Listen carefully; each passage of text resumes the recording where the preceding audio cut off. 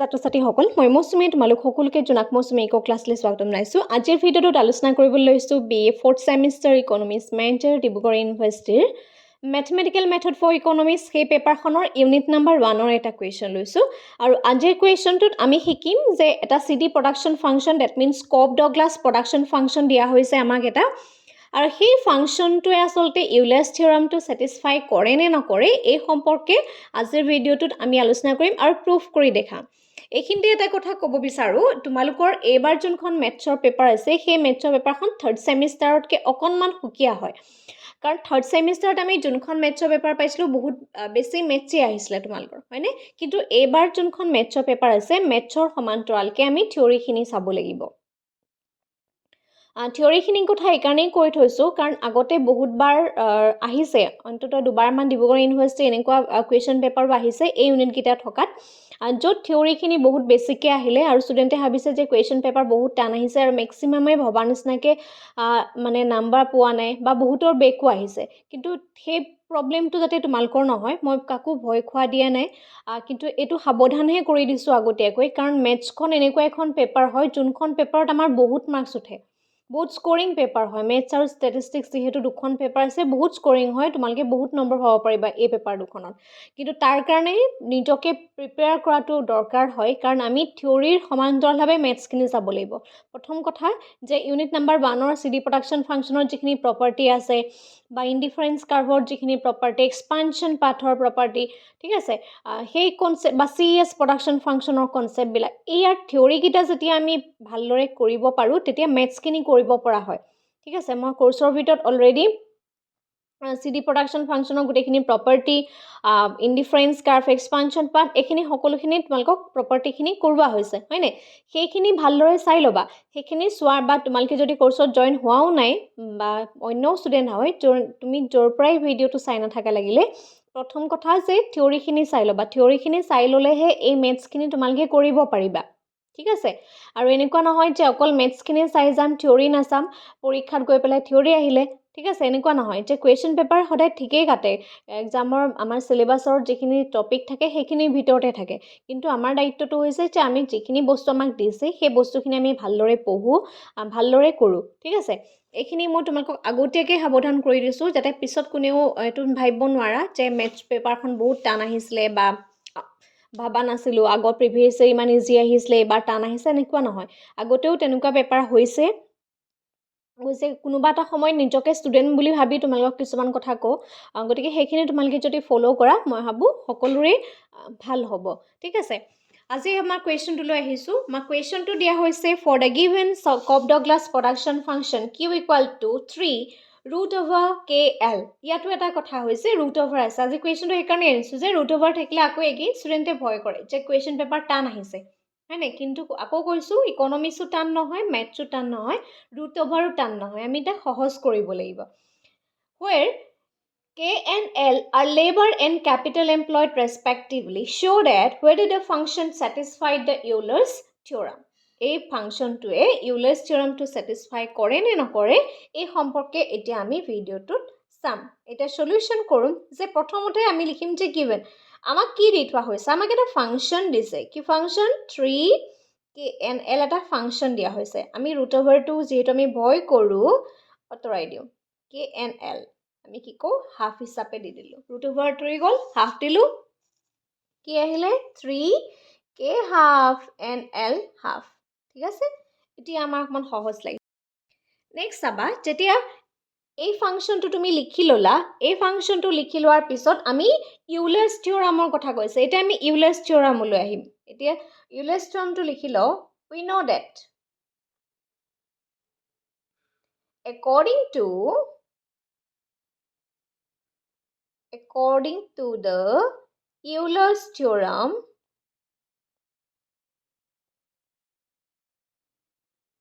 Euler's theorem to কি আছিলে? Q = MPL into L plus MPK into K. This is the equation number 1. Equation number 1 বুলি দি লোৱা। Euler's theoremটো আমাক কি কয় যে MPL into L plus MPK into K এই দুইটা মাল্টিপ্লাই কৰি প্লাছ কৰিলে আমি কিউ পাম কিউ মিনছ আমাৰ এই ফাংচনটো যদি আমি পাওঁ ঠিক আছে তেতিয়াহ'লে ইউলাৰ্ছ থিয়ৰমটো প্ৰুভ হ'ব এতিয়া আমিতো নাজানো হয় নে নহয় আমি মেথছটো কৰিব লাগিব প্ৰথমতে আমি কি কৰিম নাও আমি প্ৰথমতে MPL2 কৰোঁ MPL মানে del Q by del L আকৌ কৈছোঁ ইয়াত del ইউজ কৰিছোঁ because it is a partial differentiation ঠিক আছে ডি ইউজ কেতিয়া কৰিলোহেঁতেন যদি এটা ভেৰিয়েবল থাকিলেহেঁতেন যিহেতু ইয়াত L and K দুটা আছে তাৰমানে এইটো আমি কিহত কৰিম পাৰ্চিয়েলত কৰিব লাগিব সেইকাৰণে আমি del ইউজ কৰিছোঁ এতিয়া লিখা d by dl with respect to L কৰিব লাগিব সেইকাৰণে L লিখিছোঁ Q জেগাত এই ফাংচনটো লিখিব লাগিব 3k half L half okay এইটো উইথ ৰেচপেক্ট টু কি বিচাৰিছে L বিচাৰিছে গতিকে 3 খিনি কি হয় k খিনি কনষ্টেণ্ট থাকিব L ৰ ওপৰত পাৱাৰ কিমান আছে L ৰ ওপৰত পাৱাৰ আছে হাফ হাফটো আহিব L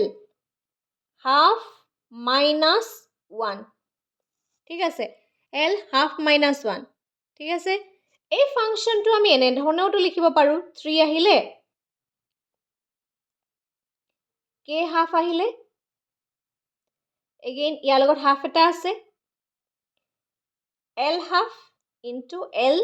মাইনাছ 1 L দুটা দিলোঁ এতিয়া আকৌ প্ৰব্লেম ভাবিব পাৰা যে L দুটা দিলে কিয় দিলে চোৱা ইয়াত আমাৰ L ৰ ওপৰত পাৱাৰ কিমান আছে হাফ আছিলে কিন্তু ফৰ্মুলা মতে যে যেতিয়া x n ৰ এটা ফৰ্মুলা থাকে ডিফাৰেঞ্চিয়েশ্যনত কি হয় n আহে x n minus 1 হয়নে এইটো আমি ফৰ্মুলা পাই আহিছিলোঁ থাৰ্ড ছেমিষ্টাৰ সেই ফৰ্মুলাটোৰ মতে আমাৰ কি হৈছে -1টো ফৰ্মুলাৰ পৰা আহিছে গতিকে এই L ৰ লগত হাফ n minus 1 এই দুইটাই পাৱাৰ হৈ থকা নাই জানো ঠিক আছে সেইকাৰণে আমি L হাফ লিখিছোঁ L minus 1 লিখিছোঁ এতিয়া যদি আমি সজাই দিওঁ এই হাফটো আগলৈ লৈ আনিলোঁ যিহেতু গোটেইখিনি পুৰণেই হৈ আছে আমি আগা পিছা কৰিব পাৰোঁ হাফটো আগলৈ লৈ আনিলোঁ তাৰপিছতে কি লিখিলোঁ 3k হাফ L হাফ আৰু L minus 1 L minus 1ৰ জেগাত আমি কি লিখিম L হাফ লিখিব পাৰোঁ কিয় লিখিম যিহেতু L minus 1 তাৰমানে আমি এই Lটো তললৈ লৈ গ'লোঁ ঠিক আছে যেনেধৰণে L minus 2 থাকিলে Lটো আমি স্কোৱাৰ কৰি দিওঁ তললৈ নি পেলাই এনেকৈ কৰিছিল নে ঠিক আছে যিহেতু 1 আছে আমি সেইকাৰণে ইয়াক কি কৰিলোঁ তললৈ লৈ নিলোঁ তাৰপিছতে এতিয়া চাবা ইয়াত আছে কিমান হাফ আছে এই 3k হাফ L হাফ তাৰ জেগাত আমি ডাইৰেক্ট Q লিখি দিব পাৰোঁনে ইকুৱেল টু 1/L তাৰমানে আমি এনেকৈও লিখিব পাৰোঁ 2L ইনটু Q যিহেতু এই Qটো ওপৰলৈ পূৰণ হৈ যাব 1ৰ ওপৰলৈ পূৰণ হৈ যাবনে নাযাব হয়নে তাৰপিছতে এই 2টো যি Lৰ আছে হয়নে তলত আছে ঠিক আছে সেইকাৰণে 2LQ হৈ গ'ল এতিয়া আমি MPLৰ ভেলুটো পাই গ'লোঁ ঠিক আছে তাৰপিছতে উলিয়াম MPKৰ value del Q by del K that means del K by del 3k half again L halfত আহিব এতিয়া ইয়াত উইথ ৰেচপেক্ট টু K কৰিব লাগিব 3 আহিলে K ওপৰত পাৱাৰ কিমান আছে হাফ আছে হয়নে K half minus 1 again L half Lটো যেনেকৈ আছে তেনেকৈ ৰাখা ঠিক আছে 3 হাফ আহিব K half into K minus 1 আগৰটো নিচিনাই চেম L half এতিয়া তুমি ইয়াক সজাই লোৱা হাফটো আগলৈ লৈ যোৱা কি হ'ব K half ঠিক আছে এই L হাফটো আগলৈ লৈ যোৱা আৰু K minus 1 যে আছিলে K minus 1টো 1/K কৰি দিয়া এতিয়া চোৱা 3k half L half 3k half L half মানে কিমান হাফ ইনটু Q আমি এইটো Q বুলি লিখিব পাৰোঁ ইনটু 1/K তাৰ মানে আমি কি লিখিব পাৰোঁ 2k/Q ঠিক আছে এতিয়া এইটো যদি ইকুৱেশ্যন 1 দিলোঁ this is the equation number 2 and this is equation number 3 ঠিক আছে এতিয়া আমি এই দুয়োটা ফাংচনকে ইয়াত পুট কৰি দিম নাও putting 3 in 1 we get. এই দুইটা ফাংশন ইয়াত পুট কৰি দিম কোনটোত এই ফাংশনটোত আমি পুট কৰি দিম কি আসলে q equal to mpl into l plus mpk into k ঠিক আছে এতিয়া চাবা এই দুটা সাইড আছে এটা হৈছে লেফট হ্যান্ড সাইড আৰু আনটো হৈছে ৰাইট হ্যান্ড সাইড ঠিক আছে এটো আমাৰ লেফট হ্যান্ড সাইড এটো ৰাইট হ্যান্ড সাইড এটা আমি ৰাইট হ্যান্ড সাইডটো কৰিম ৰাইট হ্যান্ড সাইড কৰিম ঠিক আছে left hand side right hand side দুটা সমান হ'ব লাগিব তেতিয়াহে আমি স্যাটিসফাই কৰিব পাৰিম বা আমি প্ৰুফ কৰি দেখাব পাৰিম হয় নহয় এতিয়া চাবা যেতিয়া ৰাইট হ্যান্ড সাইডত লৈছো MPL ৰ ভ্যালু আমি কিমান পালো MPL ৰ ভ্যালু আমি পালো 2 q by 2l পালো into l ঠিক আছে প্লাস MPK ৰ ভ্যালু আমি কিমান পালো q by 2k into k ঠিক আছে আৰু অকমান সহজ হোৱাকে কৰিছো এখিনতে বহুত ছাত্ৰ ছাত্ৰীয়ে কৰিব পাৰে চাবা দেই এই l মাল্টি মানে কাটা যাব ইয়াত l কাটা যাব ওকে কে কাটা যাব তুমি তেনে ধৰণেও কৰিব পাৰা ঠিক আছে কিন্তু মই আৰু অকমান সহজ কৰি দিছো যিখিনি ছাত্ৰ ছাত্ৰীৰ বেসিক মেথছৰ ব্যাকগ্ৰাউণ্ড নাই q 2l এটো একেবাৰে আমি সৰুতে পঢ়ি আহিছিলো অনলি l হিচাপে থাকে l by 1 হয়নে এনেকৈ হয় হয়নে নহয় প্লাস এটো নিলিখিলেও হয় কাৰণ ডিগ্ৰী লেভেলত আমি ইমানখিনি অলৰেডি জানিয়ে যাও k by 1 আমি আসলতে k by 1 এনেকৈ নিলিখো আৰু কিন্তু যেহেতু আমি কাটিব লাগিব হেকানে দেখুৱাইছো এই l টো লগত এটো কাটা এটো k লগত এটো কাটা ঠিক আছে কি থাকিলে q by 2 থাকিলে প্লাস কৰা ইয়াটো এগেইন q by 2 থাকিলে এতিয়া আমি দেখিলো দুয়োটা ফাংশনতে এটা কমন আছে ইটোটো q আছে ইটোটো q আছে ইটোটো 2 আছে হিটোটো 2 আছে ঠিক আছে এতিয়া আমি কি কৰিব পাৰিম এই q টো যদি কমন লৈ লও তেটা কিমান হ'ব 1/2 আহিব আৰু এটোটো 1/2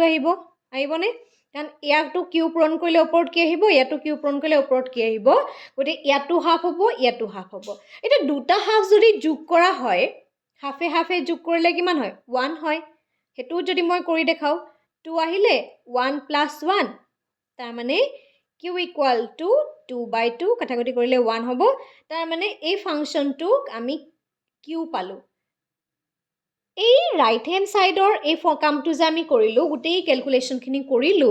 ক্যালকুলেশন কৰি পেলাই আমি এটা ভ্যালু পালো সেই ভ্যালুটো হৈছে q মানে নো কি q মানে হৈছে এই গুটেই 3 k হাফ l হাফ ঠিক আছে গটিকে এই q পালো তাৰ মানে আমি কি কৰিলো left hand side = right hand side আমি পাই দেখুৱালো কি পালো q = mpl into l plus mp k into k এফালেও যদি q পালো আৰু এই গুটেই কোৱেশ্চনটো সলভ কৰি পেলাই ঠিক আছে ৰাইট হ্যান্ড সাইডৰ গুটেই কোৱেশ্চনটো সলভ কৰিও আমি কি পালো q পালো এফালেও q পালো এফালেও q পালো ঠিক আছে এনে ধৰণে কোৱেশ্চন বিলাক আমি সলভ কৰিব লাগে বহুত বেছি সময় নালাগে মই লাহে লাহে বুজাই দিছো প্ৰত্যেকটো কনসেপ্ট বুজাই দিছো একেবাৰে বেসিক লেভেলৰ খিনি বুজাই দিছো যিখিনি আমি ক্লাস 6 7 8 ত পাই আহিছিলো এনেকুৱা ধৰণৰ কোৱেশ্চন এনেকুৱা গটিকে যিখিনি মেথছ পাহৰিও গৈছা তেওঁলোকেও যাতে বস্তুখিনি মনত থাকক এটলিষ্ট কোৰ পুৰানো কোৰ বস্তুখিনি আহি পেলাই আমাৰ এই মেথছটো আমি সলভ কৰিব পাৰিলো ঠিক আছে আৰু যদিহে তোমালোকে কমপ্লিট কোৰ্সত জয়েন হ'ব বিচাৰিছে স্ক্ৰিনত যোনটো WhatsApp নাম্বাৰ দিয়া আছে তাত তোমালোকে কন্টাক্ট কৰিব পাৰিবা আজিলৈ ভিডিওটো মানে ধন্যবাদ আৰু কোৱেশ্চনটো বুজি পালানে মোক প্লিজ এটা কমেন্ট কৰি জনাবা কাৰণ তোমালোকৰ কমেন্টছ বিলাকৰ ওপৰত বেছ কৰিহে নেক্সট ভিডিওখিনি আমি আগবঢ়াম বা নেক্সট সিৰিজখিনি আমি আগবঢ়াই যাম